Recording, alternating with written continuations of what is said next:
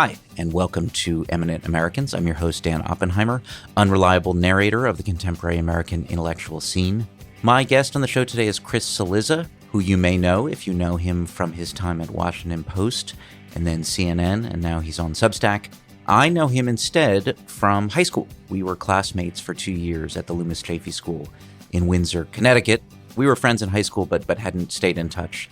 And I'd intended, when we agreed to do this, to focus a lot more than I ended up doing on his career in political journalism, in commentary, and so on.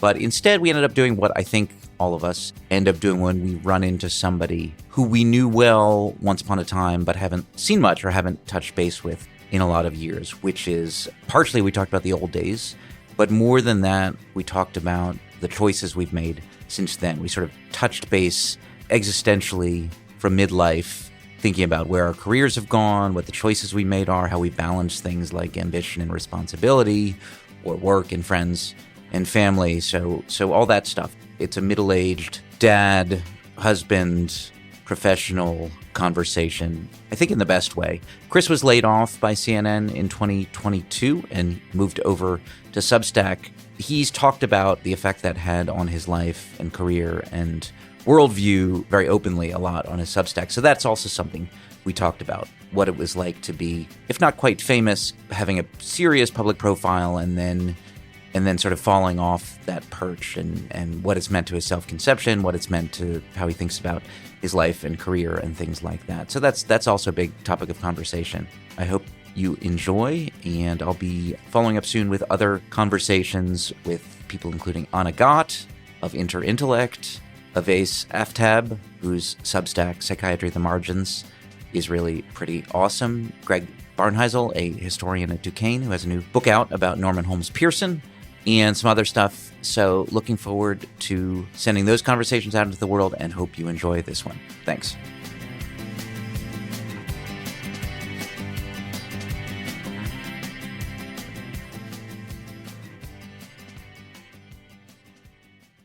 All right. So, Chris, welcome to Eminent Americans. I hereby anoint you an eminent American by the power vested in me. That's really why I'm here. I know. By Odin Allfather, who I believe is the Norse god of Substack.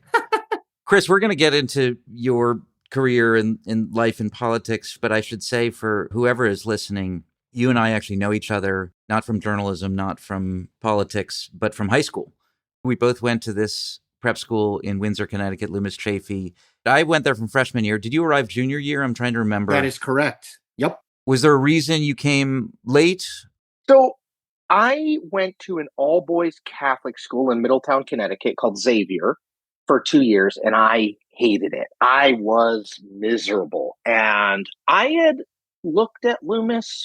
I was in 8th grade, and we didn't have the money to pay for it. And, by junior year, I think I had annoyed the shit out of my parents effectively enough that they were like, okay, like for 2 years, we'll do it. But I always say this to people, and my kids go to private school now. I hate to be melodramatic. I try not to be, but those 2 years really changed the trajectory of my life, truly. Like I was deeply unhappy, kind of lost. And then I sort of found a friend group, which included you, and being interested in like intellectual stuff and journalism even back then was not, you were not the pariah that you were at an all boys school where being good at sports was what mattered. It really did fundamentally alter my life. When you look, you don't realize it in the moment, but you look back, you're like, oh, like that was one of those moments that people talk about where there's definitely a couple different paths. Now, I'm not sure I would have been like a miserable degenerate if I hadn't gone there, but like it definitely changed. I got more confidence. I realized there were other parts of the world that I hadn't seen and that I didn't know about. I got more intellectually curious, all that stuff. So it was amazing. What's funny to me is when you got there, I perceived of you as kind of cool. And let me put an asterisk next to that, which was cool in the sort of like median social, you were at the upper end, you're like upper middle class or something. You were like at the upper end of the kind of median social group that I was in, right? So like you weren't in the like uber cool group. No. But amongst us kind of normies, we weren't the social rejects, but like amongst us normies, you were on the basketball team, you were funny, you were kind of witty. Does that sort of jive with how you remember things? Not in the least. Were you not that at Xavier? Because you were a good basketball No. player. Yes, but I was not good enough. That level, though, those kids were amazing. Oh, were they? Okay. And I had come from a small town in Connecticut where I was good, and it was like culture shock to me. I mean, I certainly didn't think of myself as cool. All I remember about those years were it was like finding people who were, again, God, so cliche. When people say, I found my people. Yeah. I'm always like, oh God, please don't ever write that. But like, I do think there is an element of that. It's like, you don't need to find common connection with everyone. You just need to find common connection with some people, and that will last you over an extended period of time. And was the experience I had, and again, I think some of it is you may memorialize and look back on things with a little bit of rose colored glasses. Like, it wasn't all perfect, but like that experience for me was like so seminal and so different than my experience. I had struggled being bullied in ninth and 10th grade at my all boys Catholic school. And so that, I think, colored so much of that experience. It's funny. It's like I think about high school a lot because I think of it in like two very specific bifurcated chunks.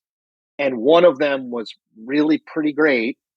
I really struggled with. Like, there's a reason I don't go back and speak if they ever ask me, not that they would, but if they ever ask me at Xavier, you know what I mean? Like, that is a part of my life I don't like to remember. Whereas, like, when someone from Loomis is like, oh, I went to Loomis, or I graduated 10 years after you, or whatever, I'm like, oh, like, let's get together and talk.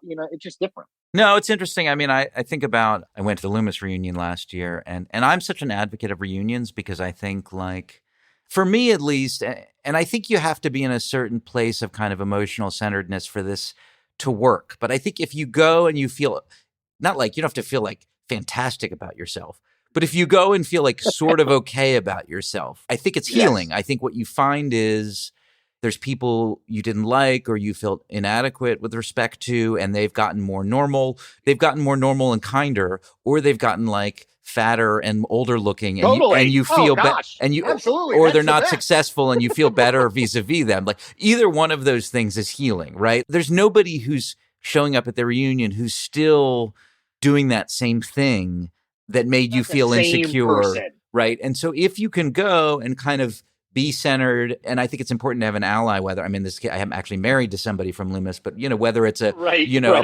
partner, or it's like making sure that a few of your old friends are going to be there. As long as you like feel relatively centered and you're relatively anchored, I think it can be really healing. I will say I've seen people show up at the reunions who I think are not centered or don't have those anchors, and I think it's excruciating for them. So then they're re-experiencing some version of the same shit they went through in high school as an adult. It's just like, why would you do that to yourself? That's terrible. But I think it can be a very like healing process in a very sort of concentrated period of time if you can go there in the right space. And I'm surprised more people don't do it. Love that. I avoid them, but I actually I've noticed.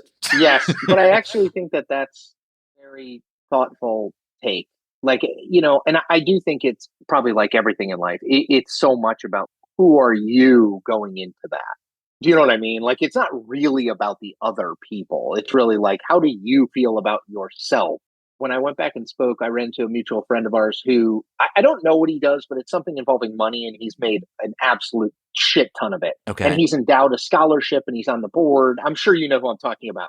And I was not in a great place, and I was like, God, this guy has succeeded so much more than me. And like, man, it's like Instagram. Everybody's on vacation and happier than you are at all times. At some intellectual level that's not true, because you know yourself, and you don't know what the other person is presenting. But I was in that situation where I was just like, man, when I was 16, I was not like, this person is going to be massively more successful than me. And so I think that too, it's like the expectations thing. I want to say two things before we move on. One of the things I admire about you is your willingness, and I was thinking this when I was reading the piece about you and Jess's marriage that you wrote in the Times, but I thought about it before too. Your willingness to talk about your internal life when it is not attractive, right? right. Which for me is a lot of the time, and I've tried to do that too, like some form of radical authenticity. Like, everyone doesn't need to know every little thing I worry about, but I do think there is value in that, number one. And then number two, before we move on, I want to make this point because I find it so fascinating what other people think of you when people say like, "Oh, Dan Oppenheimer, he went to Loomis. Do you know him?" And I'm like, "Yeah, totally. Like we were friends. Like we were in the same friend group." And they're like, "Well, what do you remember about him?" And I say, "Look, my impression of him was that he and his brother were the two smartest people I had ever come into contact with." Isn't that like, it's fascinating how you're perceived by others, because it almost never, and I think this is true in adult life too, it almost never matches up. It's like, there was a guy, this is about a year ago now, who I really admired as a journalist, as a political journalist, and he killed himself. And, again, it's trite, but it's like, God, if he could only have seen the number of people like me who were like, man, I really thought he had it all together and he was great. And like if you could only, and I'm not sure that changes things, right? I'm not suggesting that outward affirmation suddenly cures depression or suicidal thoughts. I get it's not that simple. Sometimes I just wish you could see the positive ways that, like, because I always say to people, I know 5 people in my life who I encountered and I was like, that person's extremely smart, intellectually curious, thoughtful, bright, and you are in that group.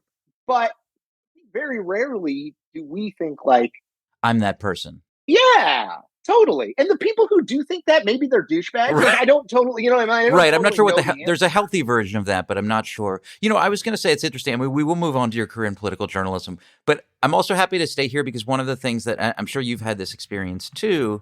I mean, this happens speaking of reunions, but it's also happened when I've had people from high school or college pass through Austin and they'll just get in touch. Like somebody maybe I haven't seen for 10 years or 15 years, right? They're like, hey, I'm passing through Austin. I heard you're living here. Do you want to get coffee or get a drink or something? And I'll do that. I always end up having a conversation like this, which is about life choices and trajectories. You get to that level of like these big choices we made.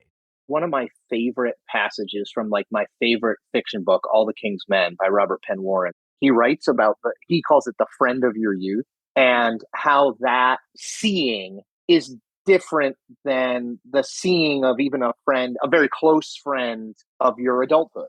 They knew you while you were being formed. And I find that totally moving. I've written a bunch about this, about male friendship, and for me, how difficult it is. My wife is good about, she'll go out to dinner with her friends. They'll go on a trip from time to time.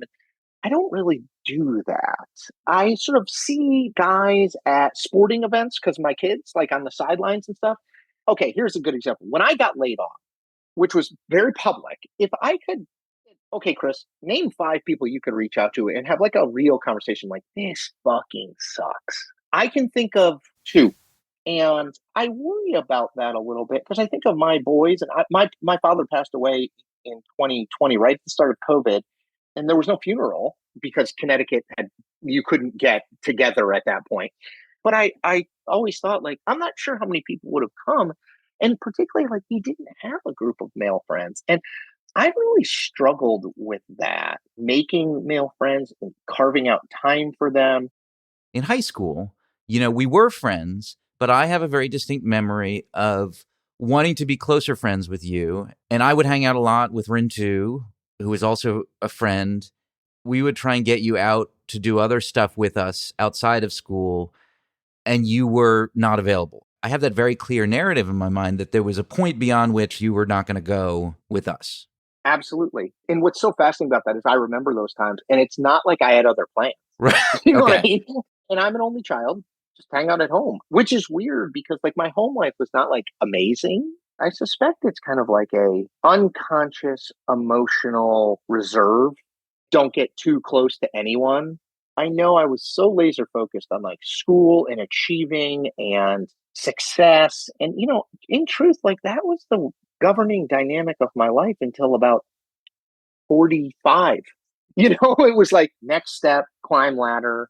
And when you are affirmed with not perfect success, look, I wanted to go to Stanford. I didn't get in. I mean, there were bumps in the road, but like when the line is kind of moving, upward, I think you can convince yourself that like the next achievement is the thing that's going to make me happy and content or unlock the keys to life. And like, what rocked my world, and I don't know if it recentered me, but forced me to recalculate, was like a really negative. thing. I really do look at the last, CNN laid me off at the week after Thanksgiving 2022. And I really do look at my life from then to now in like a fundamentally different way. I don't know that it's better.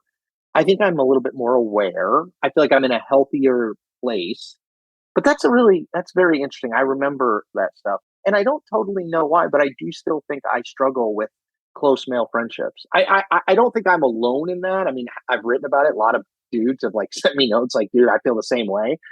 But I try to be cognizant of that with my boys. Like I definitely neither of them drive yet. So I'm definitely like, hey, you want me to take you over here? You want like trying to just make sure that you're not and we didn't even have phones then. So it's not like you know what I mean? It's not like I could just be like, oh, sorry, I'm looking at Instagram all night. And I think that makes it even easier to not, all the data on like the decline in socialization of teens scares me. I think I'm a little bit predestined for that. And then I think, well, I probably passed some of that along.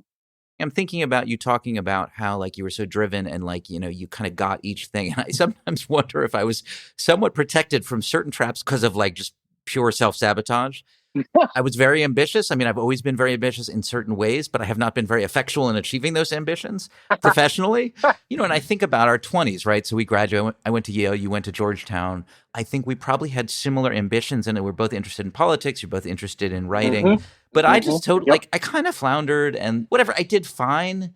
The thing that one would have needed to do in one's 20s to really succeed, I think, is what you did. And I mean that in the sense of like, and I've made peace with this, but if I had wanted to have a career where I could really just write for a living, I think the big opportunity for that is before you have kids, is to like Yep. really just gun Yep. it in your 20s, right? Like Yes. just work your ass off in your 20s, ascend Yep. to a level in journalism or whatever, or TV or something like that, where you really are making a living. Because if you don't get to that by the time you have kids and you have to make a living, the salaries in general are so crappy that you have to do what I did, which is you have to switch over to another profession, right? Where you can be moderately successful and make a decent living. Because in journalism, to make a decent living, you have to be phenomenally successful.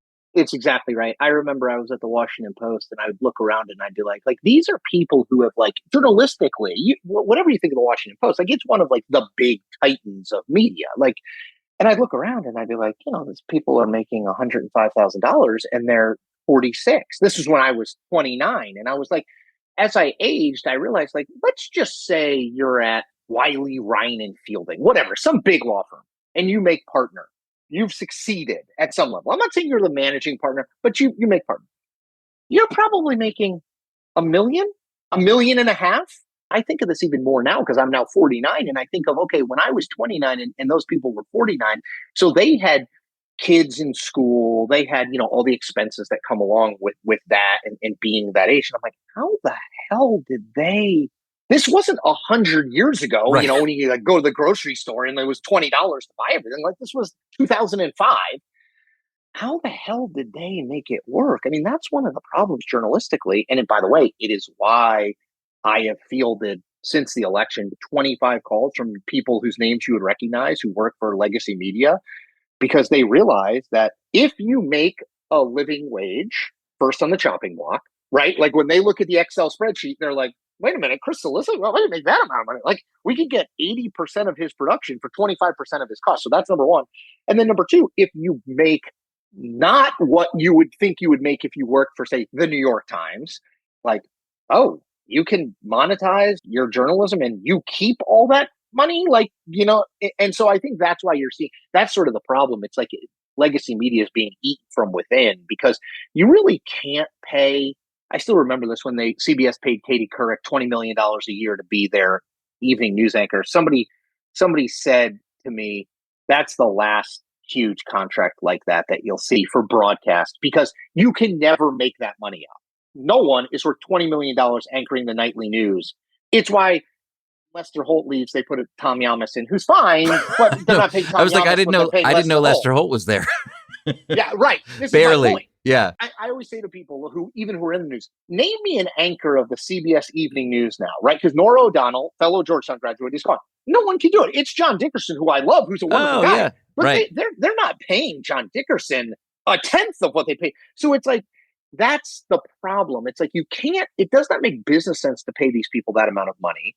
And yet you can't really, my wife doesn't work. like, I can't make $100,000.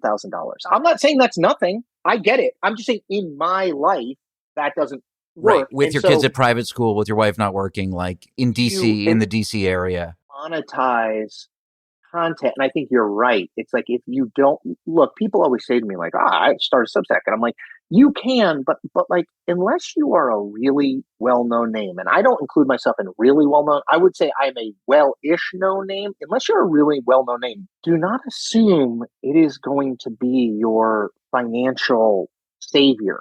It is hard. Like, everybody points at like Jim Acosta. Okay, yes, he's done extremely well on Substack. And I would guess, I don't know him, even though we work together, I don't know him, but I would assume better than even he estimated he would do. But there's a lot of people who I know who do good stuff, who weren't on TV, even to the extent I was. And it is hard to get a beachhead unless you want to be like Trump is Hitler. I mean, if you want to do that, there's an audience. And you also had a persona. There's a lot of people in the journalism industry, right, who like, they might be great, but they're not voicey. They're not individuated as a sort of character or a public persona, right? And those people can be pretty screwed unless they have a really distinctive voice or they suddenly develop one as a writer. But just, it doesn't matter if you're at the New York Times. If you go over to Substack and you were just that sort of generic byline in the article that people were reading because they were interested in the content, it's not going to get you very far, right? One thing I learned is, we have all these metrics now to measure how many people are on your article at any one time. When I was at CNN, I'd have it on a second screen. And it'd be like, I'd write whatever, and there'd be like 290,000 people on the article. And I was like, so when I got fired, I was like, well, it's not great, but like, you realize, oh, those people were there because they have CNN.com bookmarked. And they might like your writing. They might even know you. Gonna be like, I'm gonna figure out where Chris Cillizza wound up, and then I'm gonna. No, they are not. Like, yes, there are super fans who do that, but that is not enough people to make a living. So it's like, I always say, it's like the New York Times. There are people who work there who I think are absolutely outstanding, the kind of reporter you would want. And if they went to Substack, they would not be able to make it. They would make less money than they make at the Times because exactly what you said. It's very personality driven. One of the things I found most fascinating, I don't know if you have this too, but you know what the posts that get me the most subscribers? When I write about personal stuff, not when I write about politics. People want connection. The only thing I've noticed, which makes me deeply uneasy, is like when I plug into the culture war stuff in the most explicit sense, I get more traffic, which I hate. I love the 3-part series you did. Yeah. Because my God, my view is, I wrote something yesterday and I have all these people being like, well, you're a real Nazi. Because I basically said, like, I don't know that this case, the Garcia case, the deportation, if you are solving to win elections, and political parties are about accruing power, which I think they ultimately are, because if you're not in power, you can't do the policy things you want. I think they should talk about the fact that the stock market went down 800 points. And people were like, oh, Chris Cillizza talking about how the train parts were expensive on the trains to Auschwitz. And I'm like, we have turned into a society. I love that series of conversations because it was nuanced and thoughtful and honest, right? Like, we have become a society where, at least in the world I inhabit, you can't try to have a nuanced point of view. You can't argue like against what the horde is saying on both sides. And it's exactly what you say. It's like Substack does, like, your most popular post or whatever on the right rail. The post I did the best for like a year and a half of my Substack existence? I wrote it like the second week. It took me 10 minutes to write. The Lincoln Project, which, is in my mind a grift, but had posted a video online basically saying, I think Adam Kinzinger had said that Donald Trump smells, that he gives off a bad odor. And so they just basically had like pictures of garbage and Limburger cheese and whatever. And so it was like 3 days before Christmas, and I was just trying to create content. So I did does Donald Trump smell? And it was like an attempt to not be like Donald Trump has bad body odor, but like Donald Trump is obsessed with smell. It's actually kind of interesting. He's created like all these colognes, and there's all these great quotes about him smelling. And that was my highest performing post for 18 months. And it's like, I always say, when I give like a talk, I'll be in a room. I never do this because it would, but I say, like, let's say I'm in a room of 500 people. And as an icebreaker, I'm like, all right, everybody, thank you so much for having me at Fill in the Blank. I'm thrilled to be here. Quick question. Raise your hand if you love online pornography. And like, no one is, I mean, unless you're a real weirdo, no one's going to be like, it's hard to put a number on, right? But I've seen estimates anywhere between $8 billion and $40 billion a year industry. Right. Okay. Right. A So lot my of point people is, in that room love online pornography. someone's watching it, right? My thing is, there's a chasm between who we want to be and who we are. I always try to navigate in between that. Like, who we want to be, I think at some level, not everyone certainly, but I think who we want to be is like, okay, this guy has been, he's basically been taken off the streets. I don't know that he's a perfect human, but he's been deported, or whatever. He's been absconded to another country, even though the administration admits it was an administrative error. They're not working to get him back. This is morally wrong. We are, and I've sat in a lot of focus groups and I've seen a lot of this, who we are. I feel like if you went out and asked the average person, they'd be like, I don't know that much about it, but like, isn't he in a gang? And like, didn't Trump say that he wants to like get rid of illegal immigrants? And wasn't this guy, and this is true, wasn't this guy in the country illegally? Yes, he was. I mean, he did come to the country legally. And so it's like politics, as I see it, practiced successfully, and you can think this is terrible or what, but is a lot of who we actually are, not who we want to be. And I'm just trying to navigate that, but people have no tolerance for that. I mean, none. This is a sideways question. I'm not sure why it occurred to me when you were talking about that. But one of the things that I've wondered about in your life and career is, because so much of it, and I don't know how much of your work still depends on kind of talking to sort of political insiders, to people less. But I mean, for a long time, that was the heart of, I imagine the reporting you were doing. And political people, one reason I didn't go into electoral politics or this kind of stuff, they seem awful to me.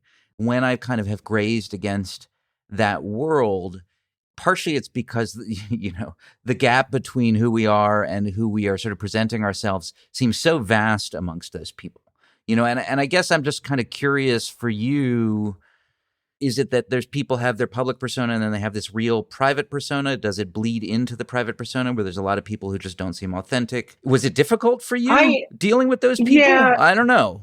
I think a lot of people think, Democrats, a lot of people on the left think of politics. I always say this is like the Lincoln Douglas debates, right?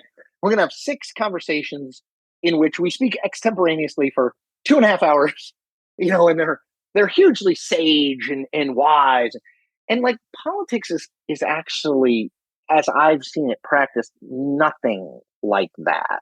It is entirely cynical and entirely what is being solved for. And look, I understand why. What is being solved for is winning. And winning justifies anything. I'm not saying that I think that's the right thing, but I am telling you that is the reality I have observed, which is, I'll tell you one story. I remember, this is a long time ago, 2004. A guy I was dealing with, who's become in the news a lot lately, but a guy I would talk to multiple times a week, Chris Lasavita, who went on to be Trump's campaign manager. He's a Marine, and he hated John Kerry. And if you remember the 2004 campaign, John Kerry, it was like, we can't nominate Howard Dean because Bush will beat him because he's a wacko leftist. We need to nominate John Kerry because Bush can't attack him because he's this decorated military veteran. And Chris Lasavita, he was the founding member and the creative force behind Swift Boat Veterans for Truth. Now, Swift Boat Veterans for Truth did a huge amount of damage to John Kerry in that campaign. It did the thing that in politics is the most dangerous, which is take the thing that you think is your strongest suit and turn it into a weakness, right? It undermined the John Kerry reporting for duty and all the stuff that he had done. Swift Boat Veterans for Truth and Chris Lasavita, politically speaking, were a gigantic success. They raised tens of millions of dollars. They played a significant role in disqualifying John Kerry. So if they were solving to win, to beat John Kerry, they did. Is what they did morally, in my mind, right? No. I think we can debate John Kerry's relative heroism, but I think like on the known facts, he was a hell of a lot more heroic than Chris Cillizza never served in the military, right? Like, He put himself in harm's way. Did every person who served with him think he was the great? It's not the Manchurian candidate, right? He was the greatest, most intelligent, most blah, blah. It's not that. Of course, there were people who didn't like him, but did they morally cross a boundary? I would argue they did. Struggle with that because what I want to make sure I'm conveying to people is this is how political parties try to accrue power and win. This is how they think. It is really how they think. It is very simplistic. There's winning and there is losing. That's it. And while you always want to win in absolute moral righteousness, you almost never do. So I don't. Well, wait. don't I mean, think let me reframe it a little bit because I'm not critical of that perspective. Like, I think for me, when I look at politics, I think of it. I was going to name drop Machiavelli, but I'm not sure that I even know Machiavelli well enough to name drop him. But my imagined version of Machiavelli, right? Or maybe it's like Max Weber talking about politics of responsibility, which is people want politics to play out in the same way that like individual morality and like interpersonal connections play out. And that's not realistic. And there's actually something kind of ultimately immoral and irresponsible about wanting politics to play out in that way, because most of us don't have to make decisions when we're dealing with our friends and family where they're big winners and big losers, where there's no ideal path where you can remain morally pure and do the right thing, right? So I believe in that, and I actually believe we probably do a lot of damage just sort of by wanting our politics to be modeled on sort of interpersonal virtue or interpersonal relations. Like it's a different game, That's right. different set of rules, and we misunderstand what's happening even at the moral level when we want our leaders to be, Gandhi or something like that. That I agree with you on. I think when I was saying personally for me, all of that said, though, it does produce or attract a certain kind of personality. Right. So Right. like the certain Yes. kind of person who's solving for that. And I think that's one of the difficulties about it. I'm curious about your life kind of working with those people, which is like, if what you are is a journalist who covers dance or something like that with his own set of like complex and often perverse incentives, right? You will be incentivized. It'll draw a certain kind of person. And once you're there, you'll be incentivized to be a certain kind of person, which in some sense is probably a gentler, kinder soul than a politician. It's the rare person. Maybe it was like, I don't know if Barack Obama was this person. Like say Abraham Lincoln. Abraham Lincoln seemed to be able to both exist, at least our version of Abraham Lincoln, to do these sort of hard-nosed, highly calculating, mercenary, sometimes brutal things, and at the same time have a depth of soul and insight and introspection, right? That is a very rare person. Very. Like everything in that culture, I'm imagining, kind of militates against that. My basic assumption is it takes a broken person to do swift boats for truth. Like there's something wrong. There's a screw loose in the kind of person who can do that. That doesn't mean that when we see it, we should get up on our high horse and not, in certain respects, respond in kind if we have to. I just like, am I right? Were you dealing with those kinds of people? Like a lot of sort of broken there's people, a lot of that. shallow people who are optimized to win in that kind of game are not soulful, humane people, is my default assumption. No, and I think one of the hardest things in politics now, both in sort of the national dialogue, but then in just conversations that like we have, politics is a uniquely ill-suited tool to introspection, to thoughtfulness, to it's a very kind of like this is a sinner, this is a saint. I think it's a lot of very competitive people, a lot of people who are very attenuated to winning and winning justifying anything, which I think obviously doesn't take a genius to say that's a slippery moral slope. Are there great people I've met? Absolutely. Yeah. Of course, it's thoughtful people. And some of those are people who, when I met them in my 20s, weren't that person. And I'm not sure I was that person either. I wasn't solving for winning an election, but I was solving for getting to the Washington Post and then getting on TV. And you know what I mean? Like I'm not, but there were people who I met then who I meet now, and they've lived life and they've had ups and downs and they have a different perspective. So I don't think it's everyone, but yeah, particularly, you're talking about in like your 20s when you're just like, if you wanted to, you'd be grinding and like building your reputation. I think there's journalists in that space, and there's also political people in that space who are just like accumulating wins. I was the campaign manager of this state house race, then I was the campaign manager of this house race, then I was the campaign manager of the Senate race, and no one is like, did you feel good about guys ran? Did you? Well, we won. The Right. simplest, since I don't know other people's internal life, I'm always hesitant to be like, this person is soulless or this person lacks any introspection. As you can tell, You I'm get, not that hesitant. and you know why I'm so familiar with those people, and I think why I prospered in that world, because I was one of them for a super long time. I wasn't focused on like winning elections, but I was focused on like winning life, whatever the hell that means. You know what I mean? Like, Was it hard for yeah. you? I'm interested. You said you were kind of solving for getting on TV. When you went from the Washington Post, where you had built this very successful and sort of well-known brand, The Fix, and you were hmm kind of hmm doing like an Ezra Klein, like, I mean, or Yes, Nate, totally. We worked at the same time. yeah, a Yeah. Nate Silver thing. Like you were one of these kind of young guns who had sort of figured out how to do this work on the web at the leading edge of the industry. I was expecting your next move would be like a Nate Silver move or an Ezra Klein move, which would be in the same as a writer, basically as a reporter, but to the Times or to your own thing or something like You that. know what? In retrospect, that should have been my next. But so, I and needed you as a career consultant. it's not that no, it wasn't that I had any insight that it was a bad move. It was just a surprising move because I was like, well, I'm sure Chris is good on TV, but what we know he's good at is words, right? That's where we know he flourishes and is kind of has, competitive advantage. And TV, is he, like, I just didn't know, is he good enough? I mean, in a sense you were, right? I mean, you were on CNN for a long time. So it's not like you didn't prove successful in that space, but I'm more interested in, was that your hoped for next move when you were kind of hit that point with The Fix where you're like, I have some juice, I have some leverage, I can make a next move, whether it's getting more money out of the Post or it's moving to the Times or whatever. Like, was TV the goal from early on? This goes back to the conversations you can have with people who knew you when you were young. Because if someone had asked me, and lots of people are like, why are you going to CNN? I'd be like, so it's a bigger platform. I was doing MSNBC when I was at the Washington Post. So I was like, I can then put all of TV and writing under one roof. I had that whole pattern down. But I think if I had been totally candid, it was, I always wanted more, bigger, more money. Although money wasn't really what I was solving for, but it was, it was nice. More fame, more notoriety. I always think of this now as like, I fucking loved when I'd be in the mall and someone would be like, Chris Cillizza from TV, right? I loved it.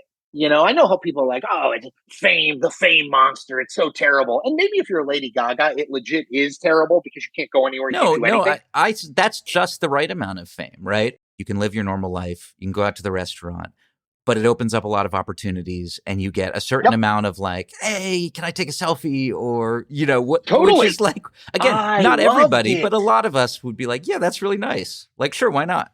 There's this great quote, and I'm not going to remember by who, and I'm going to paraphrase it. It's some German philosopher, and he said, "Fame is like salt water. The more you drink, the thirstier you get, and so too is money." It's something like that, and I think of that all the time, which is like, okay, so I got to CNN, bigger, more people knew me, more people read me, I made more money, and you know what I spent most of my time thinking? Why am I not anchoring?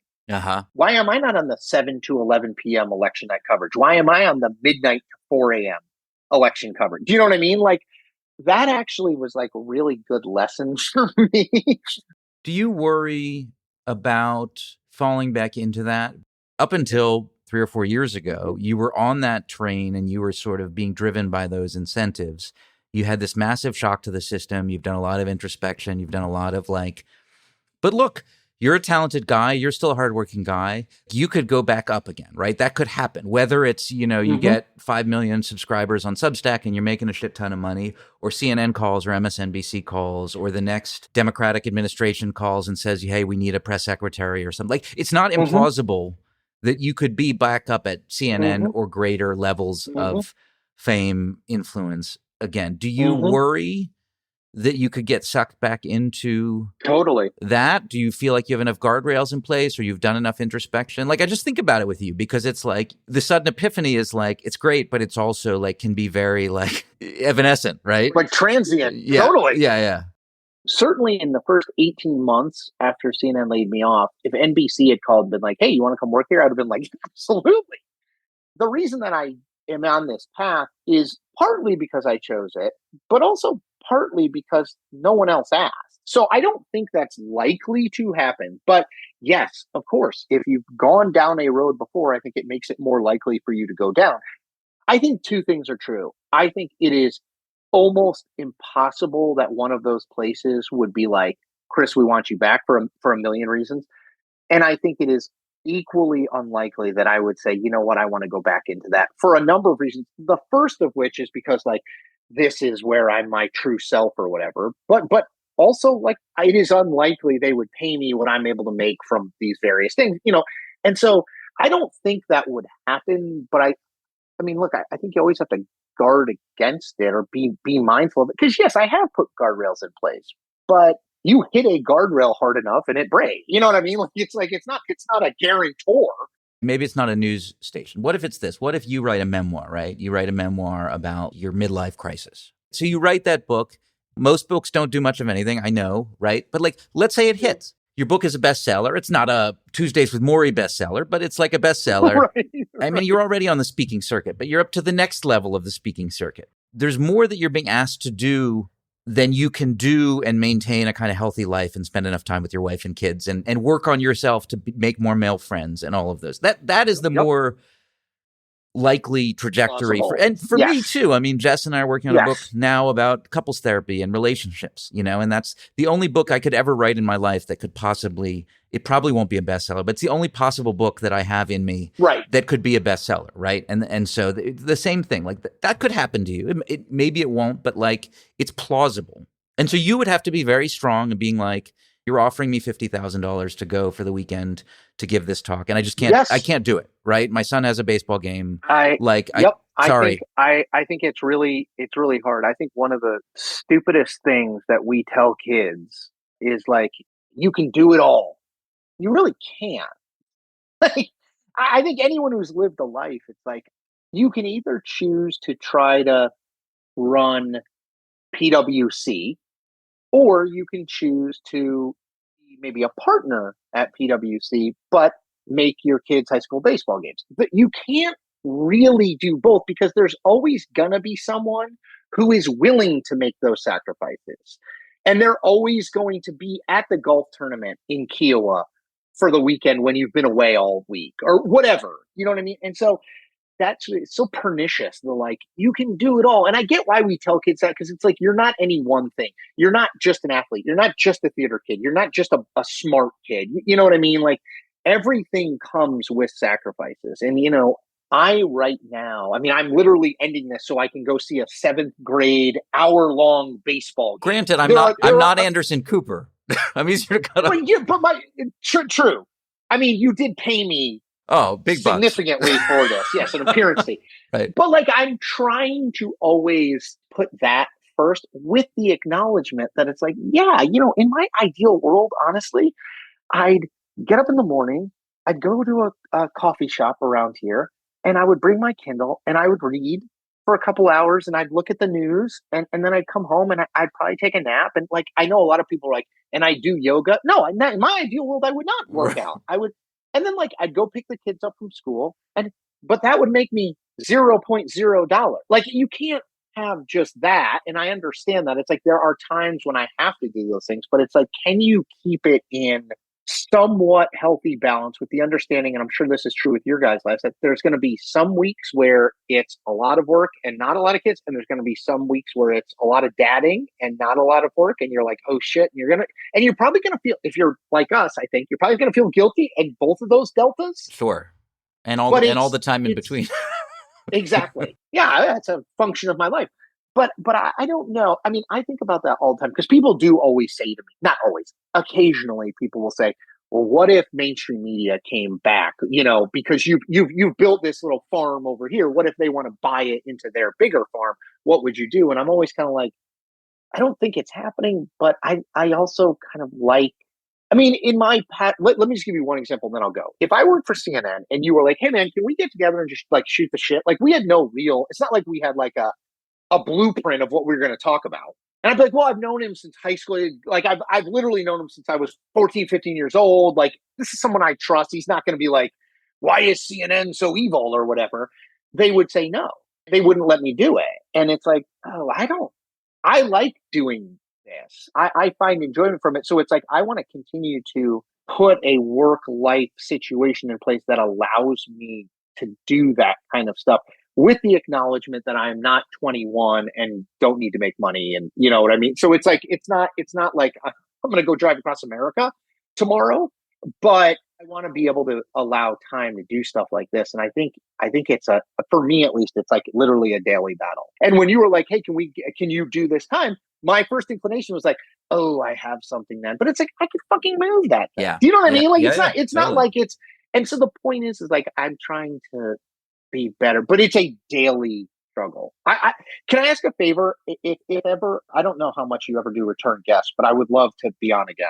Yeah, Like I was about to at say. some point down the line. Like people do not need to hear more of me right now, but like I would love to. It is incredibly useful for me to think through things like this, even in a public setting. So it's of like real value to me. Yeah, like selfishly, I would like to do absolutely. It's fun. I was going to say, so yes, we'll do this again. The other thing I was going to say is I'm going to just start planning reunion, whatever year it is. I think we're 4 years out. No, I'm going to now I've got it. Now I have to book that ticket to Connecticut.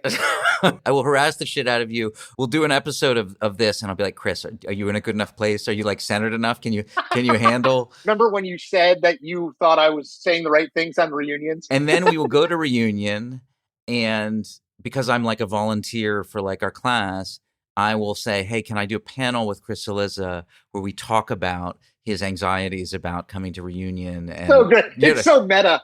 And then we will do a podcast about. That's right. Like an Escher drawing, layers within layers. Okay, my friend, thank you. Great to see you, Chris. Touch base soon. This has been another episode of Eminent Americans. Big thanks to my editor, producer extraordinaire, Robert Scaramuccia. Big thanks as well to Alec Ownsworth of Clap Your Hands, Say Yeah for letting us use his music for our intro and outro. If you liked what you heard, and I imagine you did, if you've made it this deep into the episode, then please rate us on whatever the relevant podcasting platform is. And if you have any questions or comments, email me at djops@gmail.com. That's djopps@gmail.com. I promise to respond at least until the faraway and probably mythical day when I have such a vast audience that I can't in good conscience respond to all the emails while still upholding my responsibility to my loved ones. Have a great day.